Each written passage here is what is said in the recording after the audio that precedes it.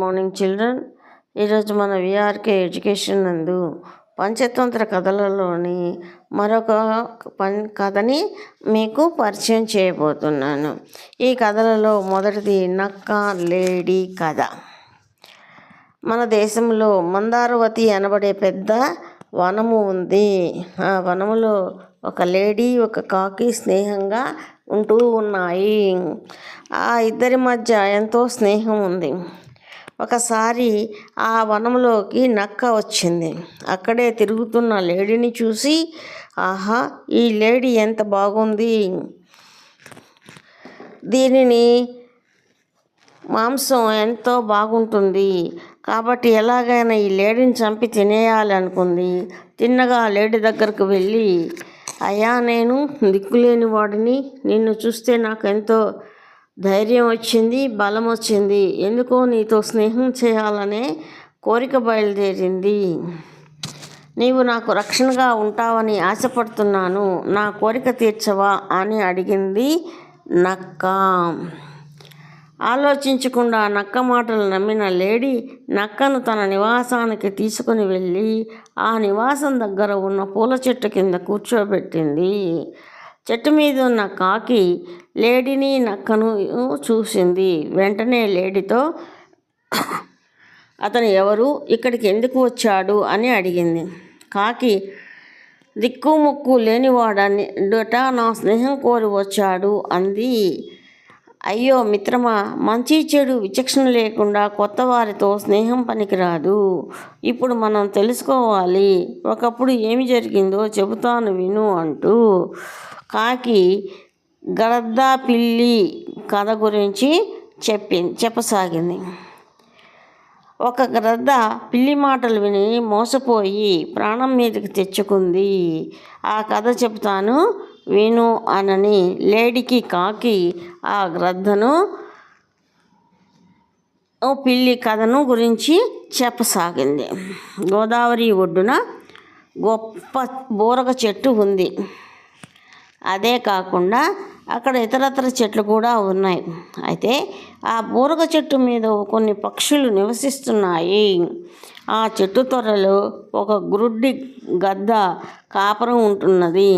చెట్టు మీద ఉన్న పక్షులు ఆహార నిమిత్తం కానీ లేదా మరెందుకైనా కానీ బయటకు వెళ్ళేటప్పుడు తమ గూళ్ళను చూస్తూ ఉండమని గ్రద్దకు చెప్పి ఆహారాన్ని బయటికి వెళ్తూ ఉండేవి.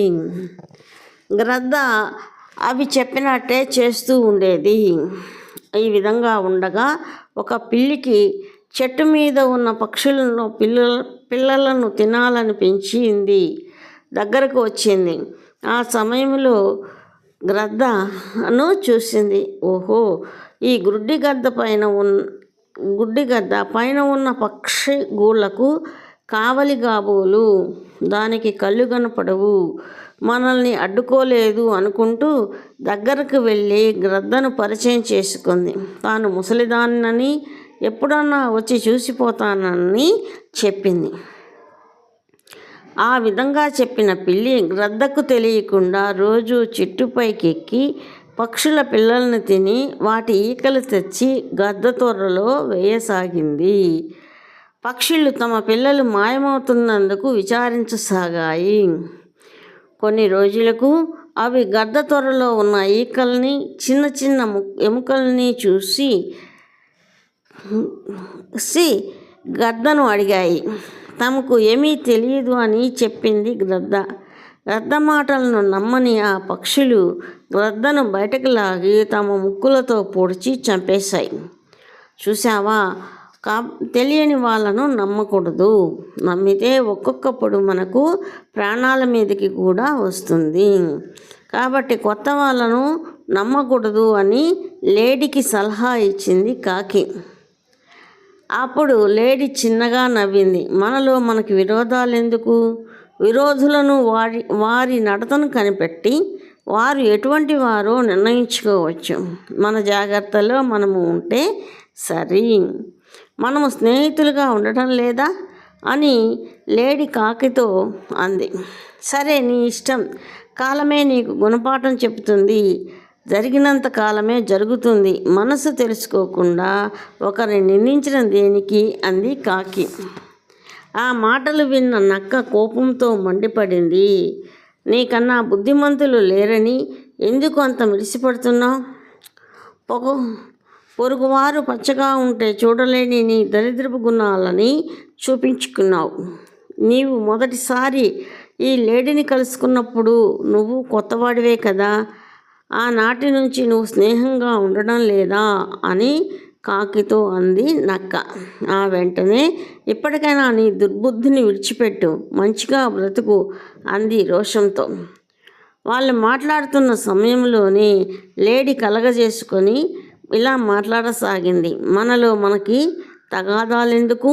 విరోధులైతే వారి ప్రవర్తన బట్టే నిర్ణయించబడతారు అంటూ కాకిని చూసింది లేడీ. జరిగినంత కాలము మనము స్నేహితులంగానే ఉందాము అంది. ఆనాటి నుంచి కాకి, నక్క, లేడీ సఖ్యతగా ఉంటున్నాయి. నక్కకి మాత్రము లేడీని చంపి తినాలన్న కోరిక మాత్రం ఉంది. దానికి సమయం కలిసి రావాలని చూస్తూ ఉన్నది. ఒకనాడు నక్క లేడీతో, మిత్రమా, బాగా పెరిగిన పంట పొలాన్ని చూపిస్తాను, నాతో రా, నీకక్కడ మంచి ఆహారం దొరకవచ్చు అన్నది. ఆ మాటలు విన్న లేడీ నమ్మి నక్కతో పాటు మంచి ఆహారం దొరుకుతుందని వెళ్ళి పొలంలో పెరిగిన పైరును చూసి చాలా సంతోషించింది. ప్రతిరోజు ఆ పైరు వద్దకు వెళ్ళి కడుపు నిండా తినసాగింది. ఈ లేడీ చేస్తున్న పనిని రైతు గ్రహించాడు. దానికోసం వలను అమర్చాడు. లేడీ వలలో పడింది. ఎంత ప్రయత్నించినా తప్పించుకోలేక పోయింది. లేడీ కంటతడి పెట్టింది. తనను వలలో నుండి తప్పించే వాళ్ళు ఎవరు అనుకుంది. ఇంతలో దానిని పొలంలోకెళ్ళి పైరుని తినమని చెప్పిన నక్క అక్కడకు వచ్చింది. లేడీ తన బాధను వివరించింది. స్నేహపూర్వకంగా వలను కొరికి తనను రక్షించమని ప్రాధేయపడింది. వలను కరక్కబోయిన నక్క 2-3 సార్లు వెనక్కి వెళ్ళింది. దాని ఉద్దేశ్యం రైతు లేడీని చంపినట్లయితే ఆ మాంసం తను తిని బ్రతకవచ్చు అని. లేడీని రక్షించడానికి ప్రయత్నిస్తున్నట్లు వలను కొరకబోయి వెనక్కు తగ్గుతూ ఉంది. తన ప్రియమిత్రుడు లేడీ కనపడకపోయేసరికి కాకికి కంగారు పుట్టింది. వెతుకుతూ ఉన్న కాకికి వలలో చిక్కుకున్న లేడీ కనిపించింది. కాకి వచ్చి, మిత్రమా, నువ్వు ఎలా వలలో చిక్కుకున్నావు అని అడిగింది. మిత్రుని దీనస్థితికి మిగుల వగచింది కాకి. లేడీ కళ్ళనీళ్లు పెట్టుకుంటూ తన వేదన చెప్పుకుంది. అయితే నక్క ఎక్కడా, ఏది అని అడిగింది. రైతు వచ్చి నన్ను చంపితే నా మాంసం తినేందుకు ఇక్కడే ఎక్కడో దాగి ఉంటుంది అని చెప్పింది. అదే సమయంలో రైతు దుడ్డు కర్రతో రాసాగాడు. మిత్రమా, నిన్ను చంపేటందుకు రైతు వస్తున్నాడు. నేను చెప్పినట్లు చెయ్యి. రైతు దగ్గరకు రాగానే నీవు చచ్చినట్లు కడుపు పెద్దది చేసి ఊపిరి బిగబట్టు. చనిపోయినట్లు నటించు. నీవు చనిపోయావనుకుని రైతు వలను తీయగానే నేను కావు కావు అంటూ అరుస్తాను. నీవు వెంటనే లేచి పారిపో అని సలహా ఇచ్చింది కాకి. సరేనన్నది లేడీ. రైతు కర్రపుచ్చుకొని లేడీ వైపు వస్తున్నాడు. లేడీ చనిపోయిందనుకొని వలను తీశాడు. వెంటనే కాకి కావు కావుమని అరవగా లేడీ చివాలున లేచి పరిగెత్తడం జరిగింది. లేడీ తనను మోసం చేసింది అనుకొనిన రైతు తన చేతిలో ఉన్న కర్రను విసిరాడు. లేడీ తప్పించుకొని పారిపోయింది. కానీ లేడీ మాంసం కోసం నిరీక్షిస్తున్న నక్కకు రైతు విసిరిన కర్ర దెబ్బ తగిలింది. ఆ దెబ్బ తీవ్రతకు నక్క కింద పడి చనిపోయింది. దీనివలన మనకేం బోధపడుతున్నది అనంటే, ఇతరులకు హాని కలిగించాలనుకునేవారు వారికి వారే చెడిపోతారు అన్న హిరణ్యకుడు అనే లఘుపతనకుడు అను కాకి ఇలా అన్నది. ఇన్ని మాటలు ఎందుకు? నీతో స్నేహం కావాలని నేను కోరి వచ్చినందుకు నన్ను హీనంగా చూడవద్దు, నన్ను చెడుగా భావించకు. నిన్ను తిన్నంత మాత్రాన నా కడుపు నిండదు. నా ఆకలిగానే ఉంటుంది. నా మాటను విశ్వసించి నీవు చిత్రగ్రీవుడితో స్నేహం చేసి నా విధముగానే నాతో కూడా చేయి కలుపు. నాతోనూ స్నేహం చెయ్యి. నీతో స్నేహం చేసేంతవరకు నిన్ను విడిచిపెట్టను. నువ్వు సజ్జనుడు అనే నమ్మకం నాకు ఏర్పడింది. నీ మంచితనాన్ని కొంత నాకు ధారబోయి అందుకు అంగీకరించక నీ సాంగత్యమును ఒప్పనిచ్చో ఈ జన్మని ఇక్కడే నీ ఎదుట సమాప్తి చేస్తాను అంది కాకి. హిరణ్యకుడు ఆ మాటలు విని కాకితో, నీవు నా విరోధుల జాతికి చెందినటువంటి వాడివి. గుణవంతుడు శత్రువులను దగ్గరకు రానియడు. శత్రువు ఎంత మంచివాడైనను, గుణవంతుడైనను, యోగ్యుడైనను అతనితో చెలిమి పనికిరాదు. చూడు లఘుపతనక, నీటి మీద బండి, భూమి మీద నావ నడవడం ఎంత కష్టమో నీకు తెలుసు. కాబట్టి మన మధ్య స్నేహమును ఒప్పుకోను. నీ దారిన నువ్వు వెళ్ళిపో అన్నాడు హిరణ్యకుడు అనే ఎలుక. హిరణ్యక, నువ్వు అన్నట్లు నేను నీ విరోధ కూటమికి సంబంధించిన వాడినే అవ్వచ్చు. అయినా కానీ నీ మంచితనం నాకు ఎంతో నచ్చింది, ఎంతో మెచ్చుకున్నాను. నీ స్నేహాన్ని కోరే నిన్ను ఆశ్రయించాను. నా ఆశయం తీర్చు. నువ్వు కనుక నా కోరిక మన్నించి తీర్చకపోతే నీ ఎదుటనే ప్రాణాలు విడిచిపెడతాను అన్నది కాకి. ఆ వెంటనే హిరణ్యకుడు కాకికున్న పట్టుదలను చూసి ఆనందించి స్నేహం చేయడానికి అంగీకరించాడు. ఇద్దరూ చేతులు కలిపారు, స్నేహితులుగా జీవించసాగారు.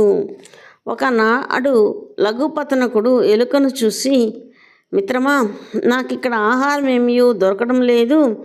ఈ తోటను విడిచి మరో చోటికి వెళ్ళి ఆహారం సంపాదించుకుందాము అనుకుంటున్నాను అన్నాడు. ఆ వెంటనే ఎలుక, కాకి బావ, స్నానము మార్చినట్లయితే వారు ఎంతగానో రాణించలేరు. కాబట్టి నీ ఆలోచనలు స్నేహితుడిగా చెబుతున్నాను, విరమించుకో అన్నాడు. నువ్వు సరిగ్గా చెప్పడం లేదు మిత్రమా. ఏనుగులు, సింహాలు అన్నీ వాటి స్థావరాలని విడవరు కదా. కాబట్టి దండకారణ్యంలో ఉన్న సరోవరంలో తాబేలు అనే స్నేహితుడు ఉన్నాడు. నేను అక్కడికి వెళ్ళి అతనితో ఉంటాను. ఈ తాబేలు ధార్మిక గుణం కలది అన్నాడు లఘుపతనకుడు. అప్పుడు ఎలుక, స్నేహితుడా, నేను నిన్ను విడిచి ఒంటరిగా గడపలేను. నేను కూడా వస్తాను. ఇద్దరం కలిసే వెళ్దాం అన్నాడు హిరణ్యకుడు. అనంతరం కాకి ఆ ఎలుకను భుజాన ఎక్కించుకొని బయలుదేరింది. ఆకాశ మార్గాన దండకారణ్యానికి వెళ్ళి కాకి సరోవరం దగ్గర దిగింది. ఎలుకను వెన్నుపై నుంచి భూమికి దించింది. ఆ సమయంలో నీటిలోని తాబేలు పైకి వచ్చి కాకిని, ఎలుకను చూసింది. మిత్రమా, మనం కలుసుకుని ఎంతకాలమో అయింది కదా. ఇంతకాలానికి వచ్చిన నిన్ను చూసి నేను ఆనందిస్తున్నాను అని అన్నది. అప్పుడు కాకి తనతో వచ్చిన హిరణ్యకుడిని తన మిత్రుడైన మంథరుడు అనే తాబేలుకు పరిచయం చేసింది. హిరణ్యకుడు గురించి వివరం చెప్పమని కాకిని అడిగింది. తాబేలు, మిత్రమా హిరణ్యక, దేశంలో ఎన్నో పట్టణాలలో ఉన్న నీవు అడవిలో నివసించడం వింతగా ఉంది అన్నది మంథరుడు అనే తాబేలు. నిజమే, మొదట నేను పట్టణములలోనే ఉన్నాను. మొదట్లో ఎంతో ఆనందంగా, సంతోషంగా ఉండింది. అప్పట్లో నేను చాలా సంతోషంగా ఉన్నాను. తర్వాత అవసరాన్ని బట్టి ఆలోచనలను అనుసరించి అడవుల్లోకి వచ్చాను. అడవులలో నివాసం నిర్మించుకొని నివసిస్తున్నాను అని ఎలుక చెప్పసాగింది. ఇది పిల్లలు ఈరోజు పంచతంత్రంలోని కథ. ఈ కథ మీకు నచ్చితే లైక్, షేర్, సబ్స్క్రైబ్ చేయండి. My channel VRK education. మరొక కథతో మీ ముందుకు త్వరలో.